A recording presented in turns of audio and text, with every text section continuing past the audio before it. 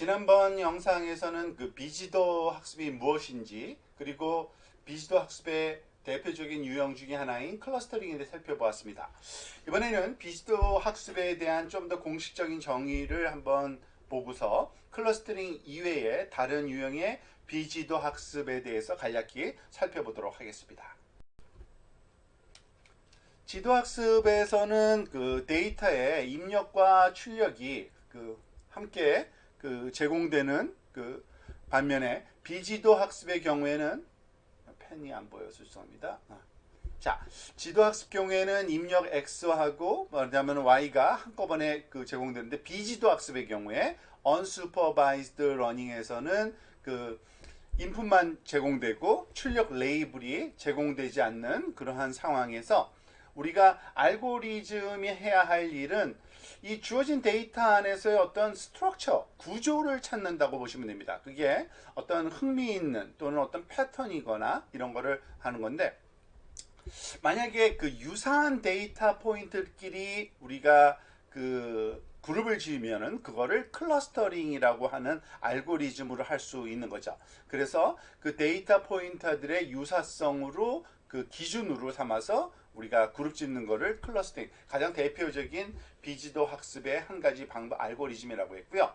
또 하나의 비지도 학습 알고리즘 중에 하나는 이상감지라는 부분이 있습니다. 이상감지, 아노말리 디텍션이라고 하는 그러한 분야인데, 비정상적인 이벤트, 그러니까 비정상적인 거래나 예를 들어 금융 시스템에서의 사기 같은 거죠. 그리고 여러 가지 응용 프로그램에서 그것을 탐지하는데 중요한 그러한 방법으로 이런 아노말리 디텍션도 역시 비지도 학습의 한 방법으로 생각을 할 수가 있고요. 또 하나 디멘셔널리티 리덕션, 차원 감소라고 할 수 있죠.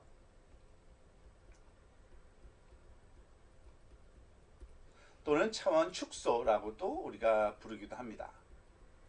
즉, 이 디멘셔널리티 리덕션 알고리즘을 통해서는 데이터 세트가 아주 클 때 이걸 거의 뭐 마술처럼 아주 조그맣게 압축을 해버리는 건데, 하지만 정보의 손실은 최소화하는 방법으로 데이터를 축소하는 그러한 방법을 우리가 디멘셔널리티 리덕션, 이것 또한 비지도 학습의 대표적인 내용입니다. 사실은 클러스터링에 대한 설명과 다르게 디멘셔널 리덕션과 아노말리 디텍션에 대한 설명이 된 적이 없으니까 어떤 의미인지 알 수 없을 텐데 별로 그렇게 중요하지 않습니다. 우리가 나중에 디테일하게 다시 한번 살펴보도록 하겠습니다. 자, 이 시점에서 여러분들의 이해를 돕기 위한 어떤 질문과 그것에 대한 답변을 한번 정리해 보도록 하겠습니다. 질문은 이겁니다. Of the following examples, which would you address using unsupervised learning algorithm? 지금 아래쪽에 네 가지 케이스가 있는데요. 예가 있는데 그 중에 어느 것이 비지도, unsupervised 학습의 알고리즘을 사용한 그러한 방법으로 해결하기에 적절하겠느냐 이겁니다. 자, 하나씩 살펴볼까요? 자, given email labeled as spam, not spam, run a spam filter. 우리가 스팸 필터링은 대표적인 지도 학습 방법의 하나였죠. 왜냐하면 라벨이 스팸인지 아닌지 붙어 있는 데이터고 입력은 이메일인 경우였죠. 그래서 이거는 해당되지 않고요. 이건 슈퍼바이즈드 러닝이고요. 자, 두 번째는 given a set of news article found on the web, group them into set of article about the same story. 이게 앞에서 봤던 뉴스 기사의 예였습니다. 구글 뉴스에서 비슷한 그러한 주제를 다룬 뉴스 내용들을 그룹 짓는 것, 그것은 대표적인 클러스터링, 비지도 학습의 하나였죠.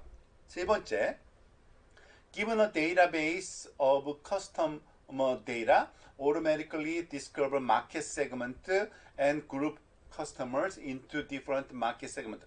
우리가 앞에서 시장 세분화, 그러니까 마켓 세그멘테이션이었죠. 그래서 알고리즘에서는 제공되는 데이터로부터 어떤 특정한 그런 그룹의 사람들을 모아서 새로운 시장 또는 시장 부분으로 발견하도록 할 수 있는 비지도 학습에 아마 구글의 딥러닝 AI의 고객 분석이 바로 그런 내용이었던 걸 기억하실 겁니다. 이게 바로 또 다른 두 번째 비지도 학습의 대표적인 예라고 할 수 있고요.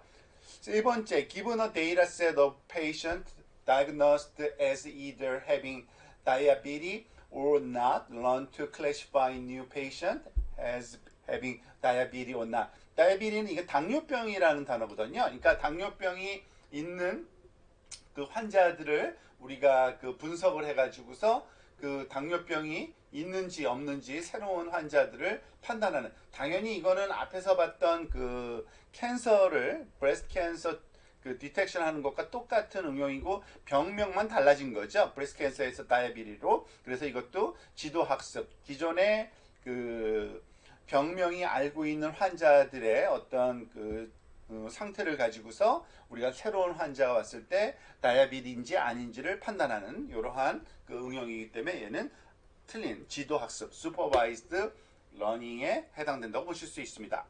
자, 그래서 지난 비디오에서는 주로 클러스터링 얘기를 했지만 이후 비디오에서는 이제 그 전문 분야에서 이상 탐지, 차원 축소에 대한 얘기도 조금 다룰 겁니다. 나중에. 그게 바로 비지도 학습이니까요.